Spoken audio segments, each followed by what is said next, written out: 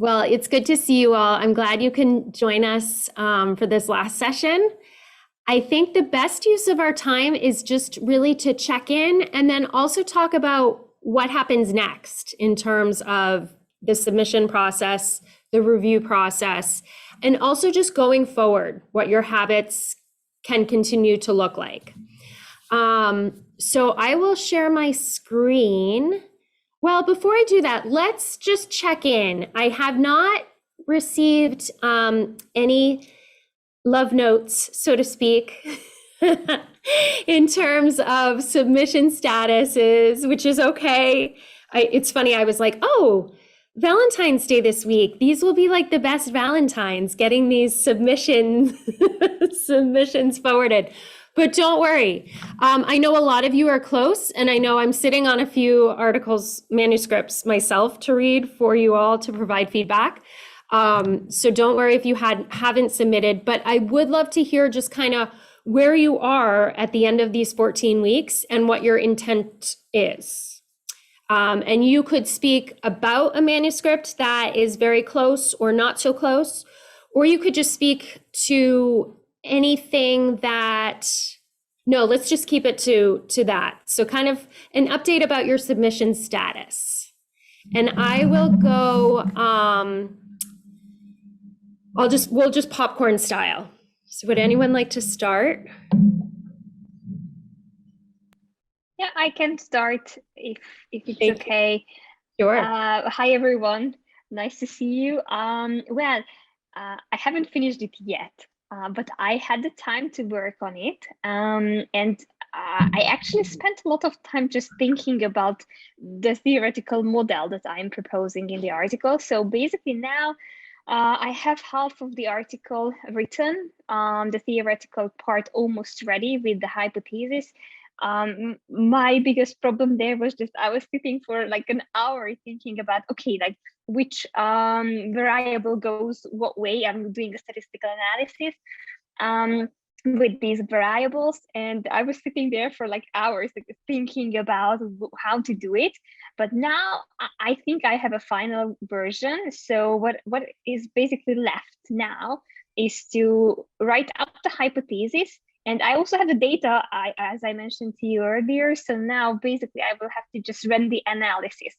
And the analytical part would probably take a short time because I know the software, it's pretty easy to work with SmartPLS. So it will be very quick, hopefully from this time on. So I'm going to finish definitely. I don't know exactly when, but probably within like 3-4 weeks, because afterwards I will have another article to write, so it never stops. So, but I would like to finish this one first before I start anything else, because I'm now very in the topic. So I'm very related now, and I'm in the process. So I would like to finish it hopefully earlier than 4 weeks. Yeah. Great. And know that that process, that thought process that took hours and hours, like that is all part of your writing process, right? As I think I've mentioned, you know, I remember sitting down and getting one sentence written in an hour, but it was a killer sentence, and it allowed me to move on in my process. So good. Thank you for that update, Anita. Natalia. Anita, you are unstoppable, as we can say. Yeah, one article and another. Yeah, it's a great experience. As for me, I have finished article, but the main issue for me was to find journals with free of charge submissions. As you, Katie, said that they exist. So I found one published by Willy. Yeah, so now I have to check all the requirements that article should be done according to that.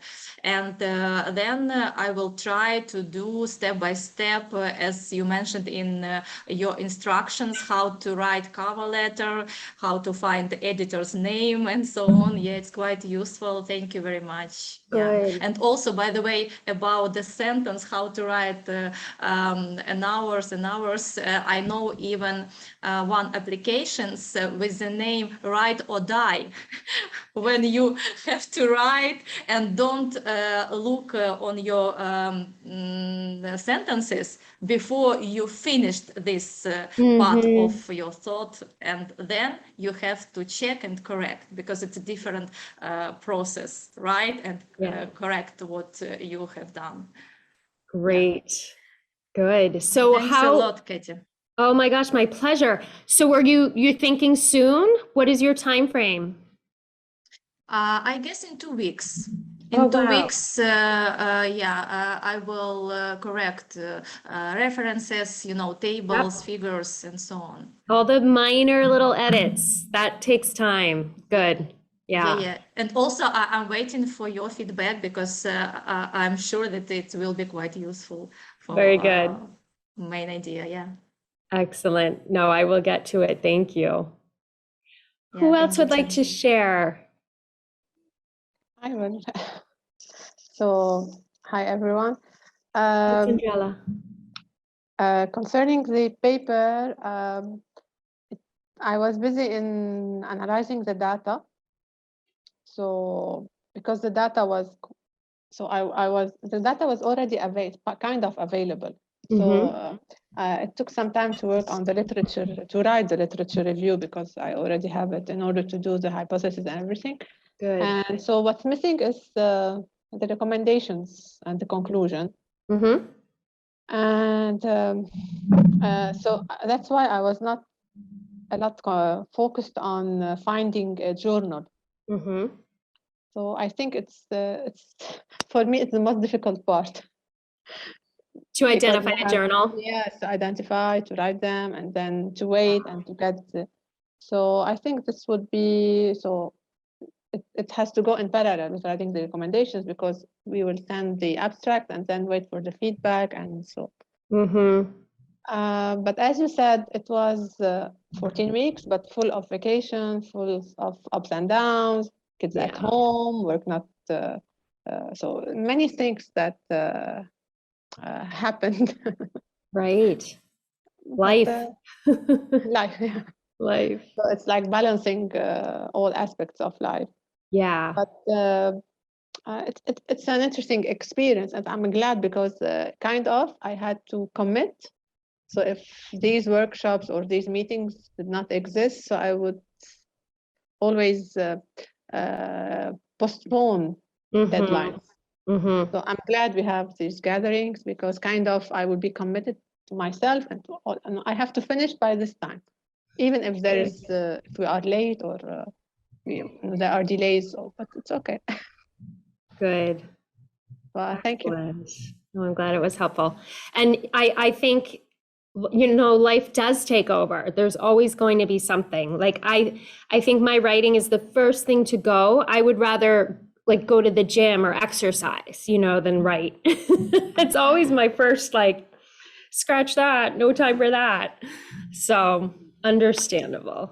Yeah, and plus, I don't know, because, for example, in Lebanon, we have always unexpected things. So we cannot focus really on, for example, like I'm teaching online, because there are problems to go to university. Students, I have to adapt the schedule to them when they are capable to do. So these minor things make that you cannot plan. Kids are at home because one has COVID and they must be in quarantine. So kids at home, I do nothing. Right. So all these little things. It's writing in uncommon times, in unpredictable times. Yeah, so it's not even comparing going to gym and writing. It's writing or doing some, so urgency. Again, I'm happy for these meetings. Yeah. Because it's kind of, we commit and we reach something. Yes. Good. Anyone else want to share? Laura. Hello, sorry I had my camera off, but I'm about to take my car to drive to Uruguay. So I'm finishing Oh. my things. I have to take my dog, to my mother's house, my kids to my mother's house. So we are in, this is a mess. Just No, now. it's okay. Have a safe But trip. Yeah, but I didn't want to. I mean, I wanted to be here. Thank you, Laura. So no, I don't have a paper. Just, I mean, it's not finished. What I started to get the 50, at least 15 minutes per day writing again. No matter whether it will be useful or not, Right. but you know that I took the training again. I'm going to I'm back at university. I'm teaching in person. Mhm. So I have my office there, and it worked to have like half an hour with nobody. I mean, there's not much people at university, not much colleagues, so it worked. So I'm Yes. happy with that. And Good. I'm starting to meet with a friend of mine who speaks quite native English. I'm sure you speak better than she does, but she's very, and I'm checking, where I'm writing with her. Good. It's not only because of the grammar or because of, but it's a kind of, engagement. Okay, every week I have to give you something. An And I have to- accountability friend. Yeah. Good. And in March, I have to present with a group of colleagues, some advances of my paper. So Excellent. I'm better that I'm much better than in January, Good. So, and again, I want to say that for me, this, this kind of tips and this kind of course Mhm. is very useful, Good. those tips that perhaps but then you to organize your work and everything. I found them very useful. So thank you very much for Oh, that. I'm so glad. Yeah, Excellent. yeah. Good. And so you're starting your semester soon? Is vacation over now? I mean, I always teach like a special course in summer, Oh, like okay. a summer camp. Yeah. So I'm teaching like 3.5 hours every day. We have a lot Wow. of exchange students as well, Uh-huh. like these days. And the semester is starting in 10 days. Yeah. Mhm. So starting in 10 days. And I coordinate a first economics for all the university. So I have Wow.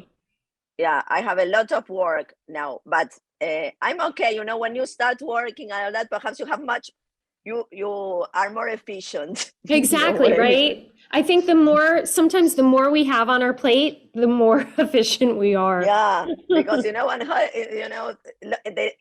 whole, it's when, as you mentioned, the gym, when you have to all the day to go to the gym, you can go to one class. Okay, I don't go in the morning. If I can't in the morning, I go in the afternoon. You don't go. But right. Okay. Exactly.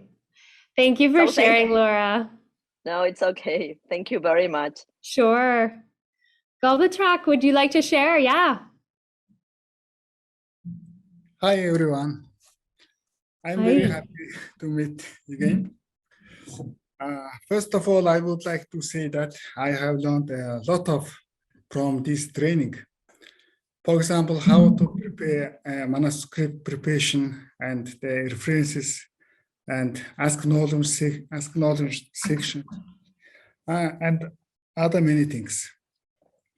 I have already written my paper.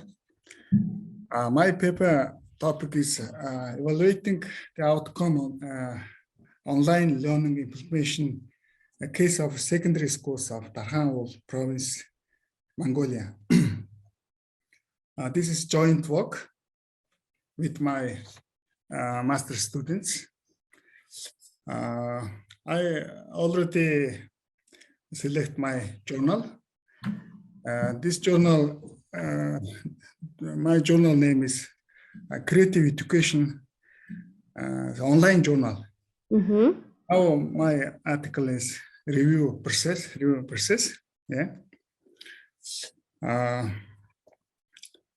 Also, I think this training has been very effective for me.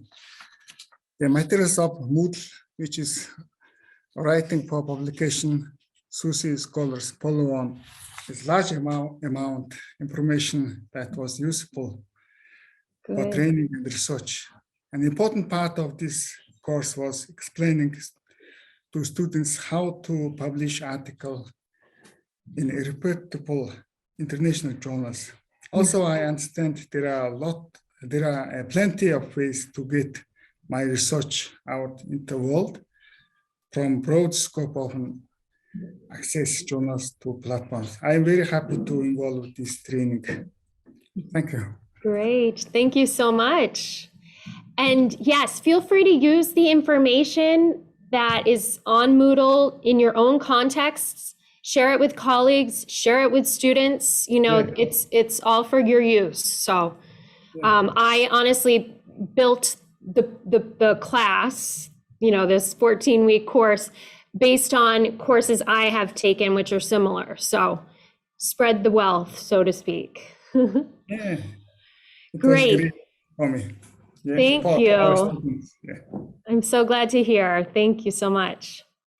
So I want to talk a little bit now about, here, I'll share my screen and share with you the agenda. We'll talk a little bit about what happens next after you submit.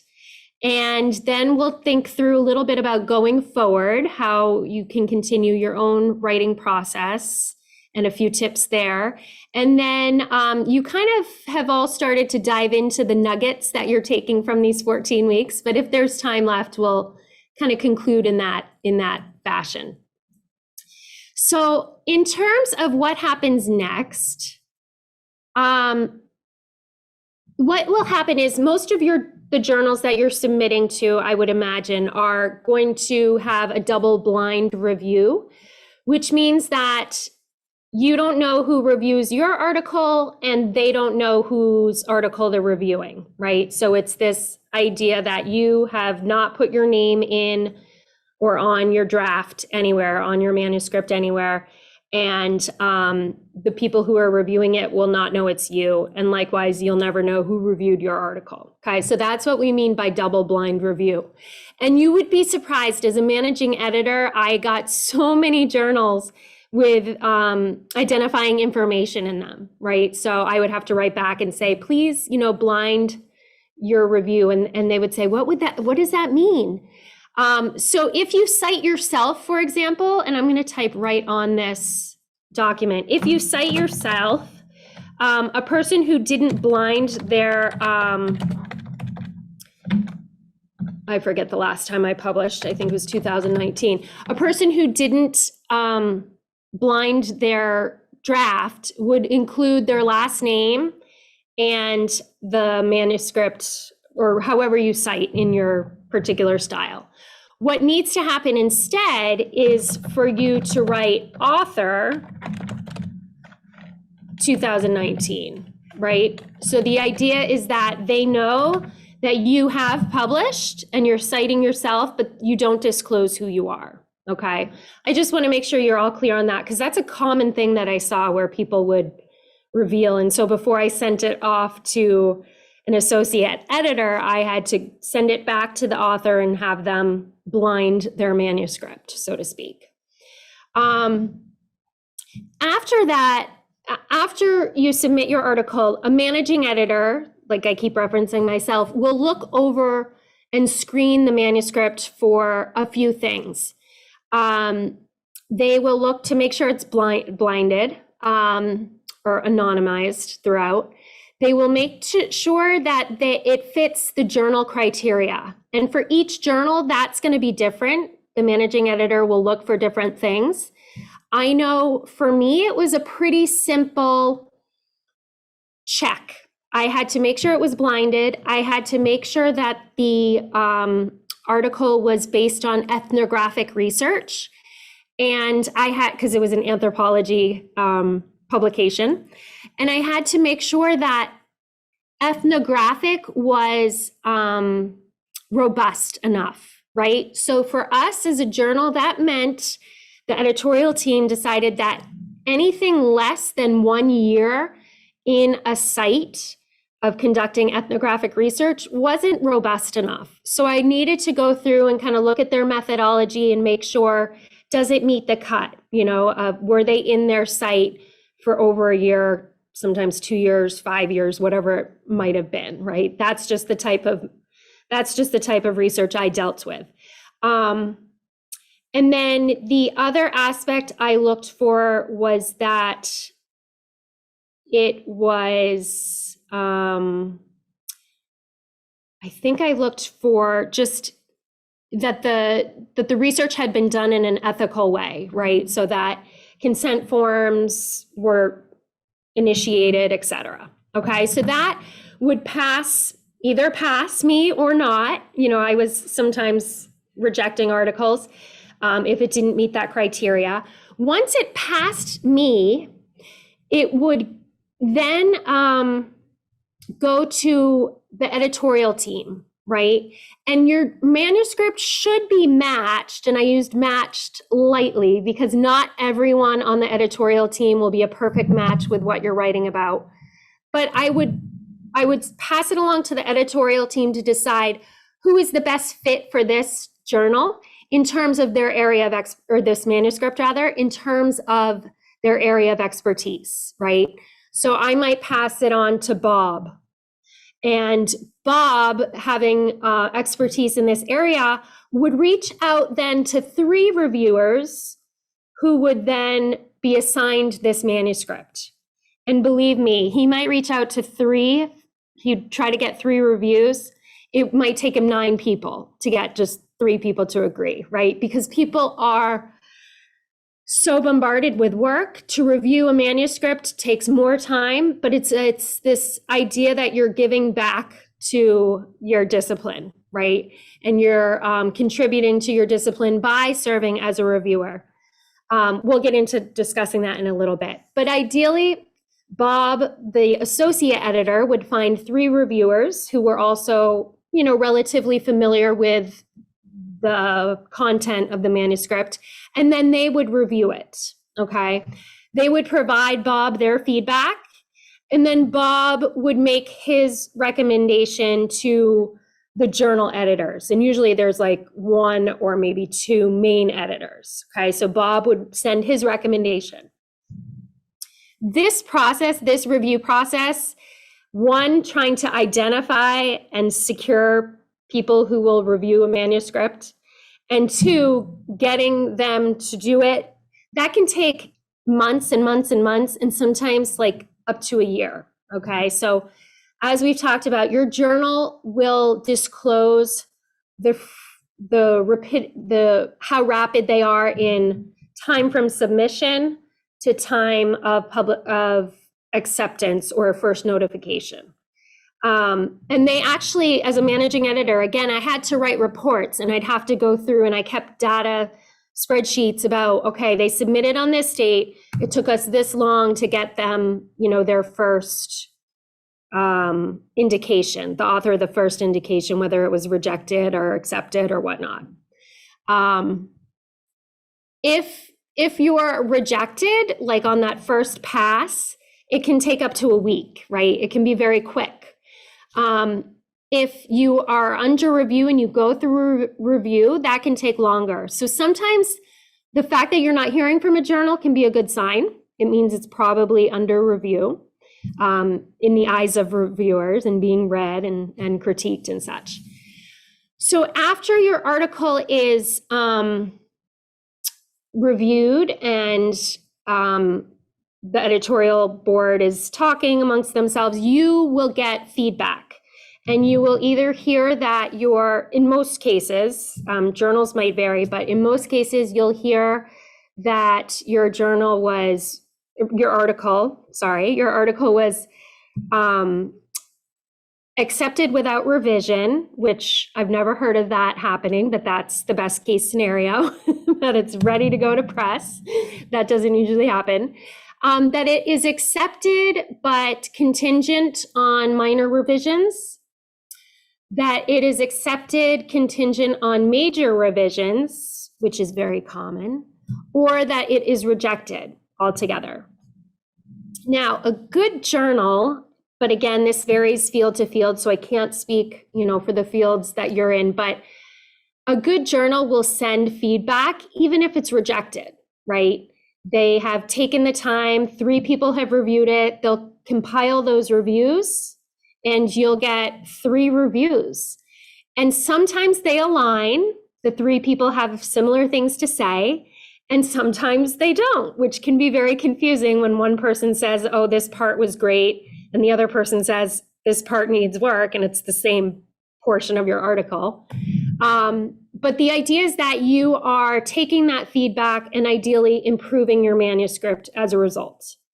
If you get rejected, you are free to move on and submit that manuscript to your next journal, okay? So it's always good to have like your plan A, your top journal of choice, and then like know what your next step is, your plan B, in the event that your manuscript is rejected, because you could send it the next day. It's no longer under review, so it's fair game. You can send it to your next journal. In the event that you get, Marie is joining us, great. In the event that you receive a minor revision, or a major revision, that is going to vary in terms of how much work is required. Hi, Maria. Thanks for joining. Sorry, guys, I'm late. No, it's okay. It's quite okay. Welcome. So the minor revisions or the major revisions are going to vary in terms of how much time you have to put in. But what you should be aware of is that turnaround time is quick. So in most cases, I think journals would give you about a month, maybe 6 weeks, maybe 2 months, but it's going to be quick in terms of receiving that feedback, having to make those revisions, and then resubmit. And you want to make sure that you keep those deadlines. So if they say resubmit by March 18th, you are resubmitting by March 17th, okay? So make sure you are respectful of their deadlines, because you wouldn't want to compromise losing that potential. In the event that you are, when you resubmit, I should say, when you resubmit with the minor or the major revisions, your manuscript will either go to the same reviewers, right, who reviewed it, because when you review an article, they will ask you, would you be willing to review this again? And in most cases, I know from my experience, I say, yeah, I want to see what happens, see how they improve on it. In other cases, people might say no, and they need to find new reviewers. But usually it goes through this process of at least 2 reviews. Ideally, after that set of revisions, it would be accepted. And then the journal might sit for a year or 2 years, depending, again, on the how many articles they have and how many publications they publish every year. But that's good news if you get accepted, and it might sit for a while, but you're golden in that case. So as I said, respond by the resubmission date. And I also recommend writing a letter. And this might be small on your screen. I'll increase this a little bit. Writing a letter that addresses what revisions you made or didn't make. And I include this letter. This is a pretty casual letter. You'll notice that I address the person I'm corresponding with by her first name. By this point, I had been in touch with this person a lot because we had done a panel together. And so it's a casual relationship. But I wanted to highlight this article because I think I dismiss one of the recommendations, right?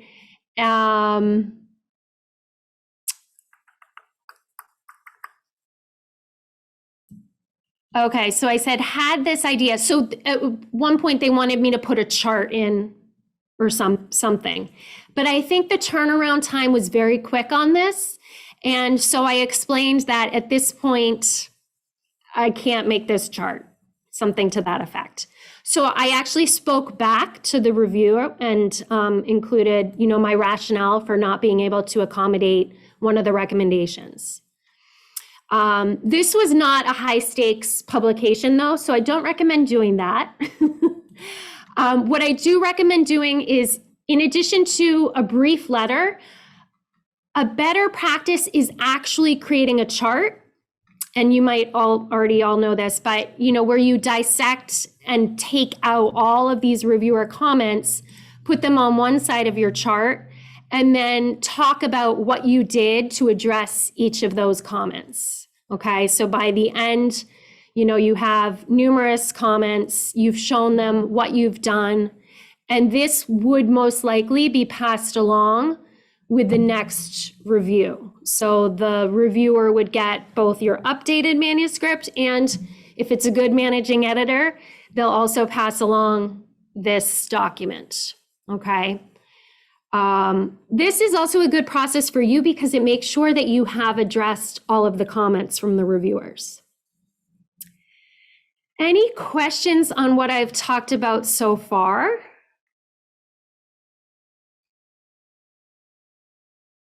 A lot of this might be familiar to you anyways, which is great. I am curious, I have a question for all of you. Raise your hand if you are an active reviewer for a journal or journals. Sometimes when you can. So that brings us to our next topic, which is going forward in your own writing process.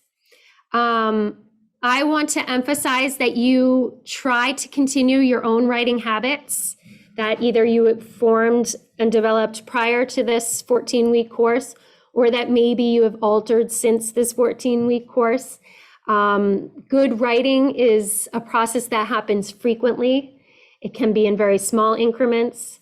It's a social process, right? So identifying someone with whom you can talk about your writing with, that you can hold accountable for each other in terms of deadlines or due dates. Like, I want this theoretical framework developed by 2 weeks from now, or get your data analyzed by next week, whatever that might be. So it is a social process. Talk it through with someone, because sometimes talking about your writing makes it so much easier to actually write it. It's a writing process. It should happen frequently so that it's fresh and it becomes a habit. So going forward, try to maintain those aspects. Think about having 4 folders, right? I know, who was it? I think Anita is like, yep, and then I'll have to move on to my next manuscript. I think of it as 4 folders. 1, things you've already published, right? Because we need to celebrate, and you need to go to that folder sometimes when you're frustrated. Another folder is the current manuscript you're working on, so your in progress folder. The other folder is the one of manuscripts that are under review. And then finally, when those ideas pop in your head, when you're in the shower or when you're trying to fall asleep, just writing down, oh, I should write about this one day. That's future writing. So just an idea list, so to speak. But the idea is that you always have something in the works, okay? And if you organize yourself like this, it can be helpful. And then, as I just mentioned, serving as a reviewer yourself, especially for a journal that you aspire to be published in one day, is very good practice. It's not only a contribution to your field and kind of a hidden responsibility of who we are as academics, but it's also a great way to review someone's work, learn from that review process, and apply it to what you write yourself, right? So that idea that you're looking at someone's work critically can make you more critical about your own work. And sometimes I think it's a lot easier to be critical about someone's work who you don't even know than your own work. And this is also, I think this is also a very rewarding process because it oftentimes allows you to speak to what you do know, right? And to offer advice or offer constructive criticism that can benefit the author, but it also draws on your expertise and makes you realize like, wow, you know, I do know what I'm doing, you know? So giving yourself, you know, some credit there. Any questions or comments about this?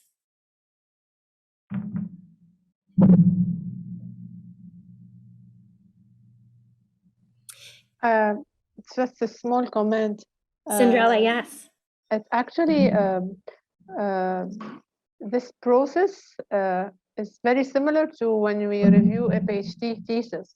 Mm-hmm. Because this table, sometimes we get back the document with the student or the doctorate student who prepared this table, what he did or what she or he did and what they didn't do. And sometimes they explain and they defend their point of view. So it's very similar, but Yeah. it's in less pages maybe. Exactly. So many fewer pages. Good. That's a great observation. The other thing about submitting work to a journal and getting feedback, even if you are rejected, is that I think every time we get feedback, it's a gift, right? Which was how I think that's how I went into like my dissertation defense, thinking, oh my gosh, when else am I going to have, you know, 4 or 5 scholars talking about my work for a number of hours? You know, that doesn't happen. So kind of positioning that event as like, okay, this is a feedback session. You know, how do I grow from this experience rather than being so nerve-wracked? And in a lot of ways, every opportunity for a journal manuscript submission and getting feedback is similar because people are committing to your work and reading it and providing feedback, maybe even if it's not what you want to hear. Other questions or comments? Good. I want to conclude because we do have a little bit of time. I'm sensitive if you do need to go, but I'd like to hear any nuggets, right, that you got from your 14-week process. And when I say nuggets, I think of like little gold pieces of gold, things that you will take with you and continue, or a particular thing you learned that you found useful, or a habit that you've shifted. And it's, some of you started talking about that, but what are 1 or 2 things that will stick with you, that will stay with you? Does anyone want to share? For me, I think it would be the scheduling the time with myself. That's amazing. That's an amazing trick that I just managed to learn. Of course, besides lots of different things that you made possible, Katie. So thanks a lot for that. Sure. I think it was very useful in many different ways. For me, another issue that I would take with me is that I really loved the writing process. And I didn't know this much before, but now I know that if I could have a choice now, I would focus a little bit more on research. And at the university, I have lots of classes. So I have to somehow manage to have less classes and focus a little bit more on research. So yeah. These are the most important things. That's an excellent takeaway because we can't write about something that we don't have in our hands, which the research provides. Great. Thank you for sharing, Anita. It's mainly what's happening from the other side, because usually we write, we send, but we don't know how the journal thinks of what they want, what they are searching for, how they see things, because it's another way, it's another perspective of the same, what's happening, same thing that's happening. So this was very useful. Good. Yes, always spend time on your journal of choice, their website, right? Because that scope and aims page is key. Because oftentimes you'd be so surprised. I mean, the journal that I worked for was all qualitative ethnographic research, and yet people would submit and they'd have quantitative data. And it's like, okay, you make my job easy, but you're rejected. So yeah, so spending time at the journal's website, kind of stewing over what they're looking for, diving into the editorial staff's biographies, of what their areas of expertise are. It's all really the insider info that you want. Thanks, Cinderella. Any other takeaways? Good. Well, I want to thank you again for just allowing me to spend time with you and to develop this. It's been very fun to watch it in action, and I'm confident that a number of you will be submitting here soon. So I look forward to whenever you get to submit, send along that confirmation of submission, because I'd love to brag on all of you and share that you've completed another manuscript. So great. I think unless there's other info or questions, comments, I think we can end there. And next week, in your own worlds, is week 1 of this process again. So onward and upward. Happy writing, everyone. Thanks so much. Thanks a lot, Katie, Thank you, for too. the organization. Yeah. Thank you. My pleasure. Katie. Bye-bye. Bye. Thank you, Bye-bye. Katie. Bye, everyone.